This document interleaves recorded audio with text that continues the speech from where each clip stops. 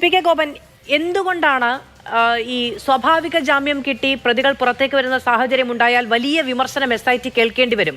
തുടക്കം മുതൽ തന്നെ BJPയും കോൺഗ്രസും ഒക്കെ ഉന്നയിക്കുന്ന ഒരു കാര്യമാണ് രാഷ്ട്രീയ സമ്മർദ്ദമുണ്ട്. എന്തിന് CMOയ്ക്ക് വരെ സമ്മർദ്ദം ചെലുത്തുന്നുണ്ട് എന്ന് പ്രതിപക്ഷ നേതാവ് നേരിട്ട് പറഞ്ഞൊരു സംഭവമാണ്. എന്തുകൊണ്ടാണ് കുറ്റപത്രം സമർപ്പിക്കാൻ വൈകുന്നത്?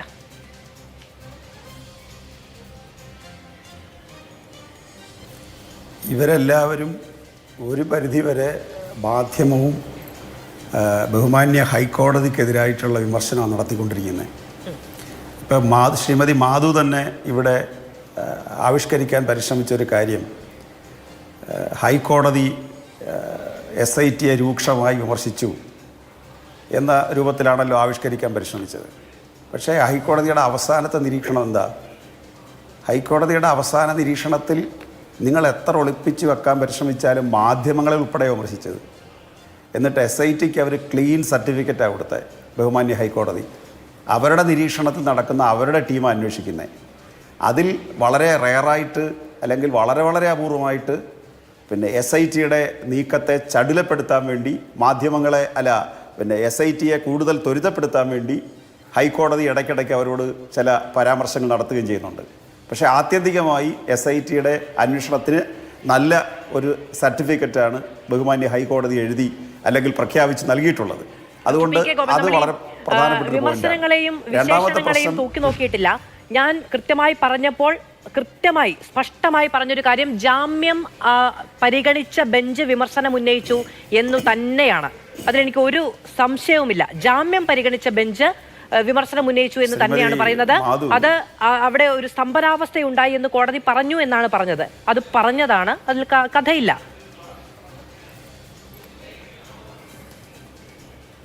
ശ്രീമതി മാധു, ജാമ്യം പരിഗണിക്കുന്ന കോടതിക്ക് ഇതിലെന്താ കാര്യം? ഞാൻ ജാമ്യം പരിഗണിക്കുന്ന കോടതി പറഞ്ഞു എന്നേ പറഞ്ഞുള്ളൂ. അതിൽ കാര്യമുണ്ടോ കാര്യമില്ലയോ എന്ന് പറഞ്ഞില്ല.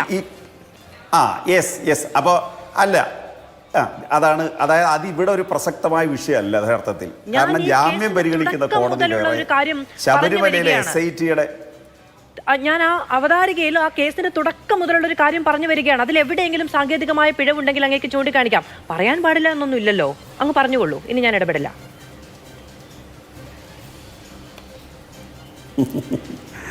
നിങ്ങളൊക്കെ പറയുന്ന കാര്യത്തിൽ മറുപടി പറയുമ്പോൾ നിങ്ങൾക്ക് അസ്വസ്ഥമാണ്. തിരിച്ചാണെങ്കിൽ നിങ്ങൾക്ക് അത് മനസ്സിലാവത്തുമില്ല. അതാണ് നിങ്ങളുടെയൊക്കെ ഒരു പ്രശ്നം. അതായത് ഈ കേസിൻ്റെ അവതരണത്തിൽ ശ്രീമതി മാധു ഭംഗിയായിട്ട് അവതരിപ്പിച്ചുകൊണ്ട് വന്നിട്ട് SITയെ കുറിച്ച് ഹൈക്കോടതി പോസിറ്റീവായിട്ട് പറഞ്ഞതിന് ഒരു വരി പറഞ്ഞോ ശ്രീമതി മാധു?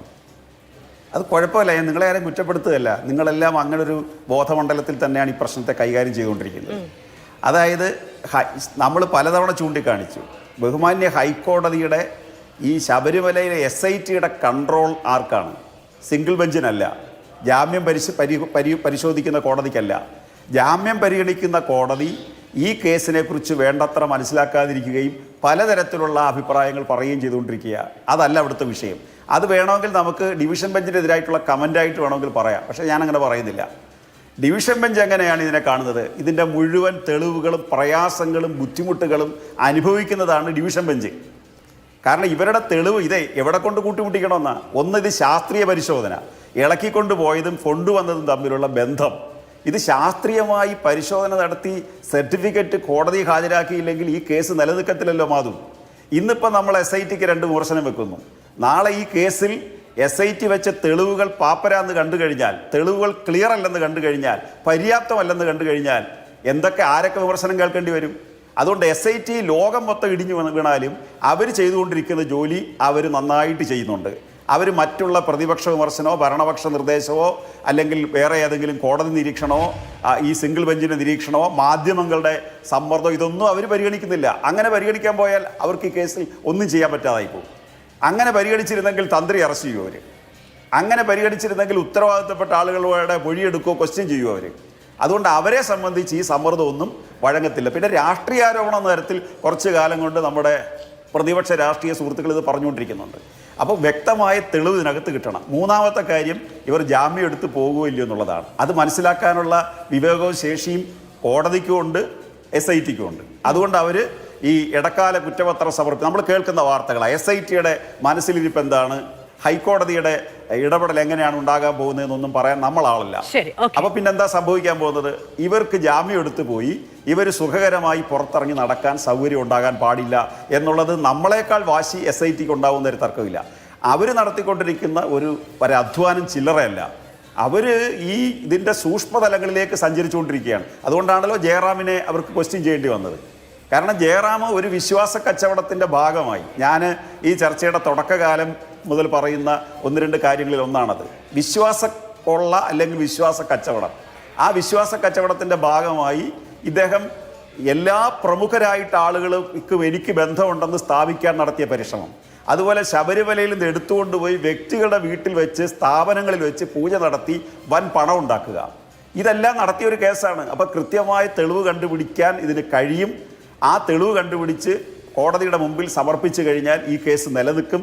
ഇല്ലെങ്കിൽ നമ്മളിപ്പോൾ നടത്തിക്കൊണ്ടിരിക്കുന്ന ബഹളത്തിൻ്റെ ഭാഗമായി അതിൽ വീണുപോയി കഴിഞ്ഞാൽ, ആ സമ്മർദ്ദത്തിന് ഇവർ വിധേയമായി കഴിഞ്ഞാൽ SITക്ക് നിലനിൽപ്പില്ലാതെ വരും. പിന്നെ SITയെ കുറിച്ച് ഇവർ നടത്തിക്കൊണ്ടിരിക്കുന്ന ആക്ഷേപം എന്തുകൊണ്ടാണ്? അത് പൊളിറ്റിക്കലാണ്, രാഷ്ട്രീയമാണ്. കാരണം പത്മകുമാറിനെ അറസ്റ്റ് ചെയ്താൽ പറയും, ഈ SIT നിഷ്പക്ഷമായി കാര്യങ്ങൾ ചെയ്തല്ലോ എന്ന് ഞങ്ങൾ പറയുമ്പോൾ പറയും അത് നിങ്ങളുടെ ഗുണം കൊണ്ടല്ല, അത് ഹൈക്കോടതിയുടെ നേരിട്ടുള്ള നിരീക്ഷണമായതുകൊണ്ടാണ്, അല്ല നിങ്ങൾക്കതിൽ കാര്യമൊന്നുമില്ല. ഇനി SITക്കെതിരെ വിമർശനം ഉന്നയിക്കുമ്പോഴോ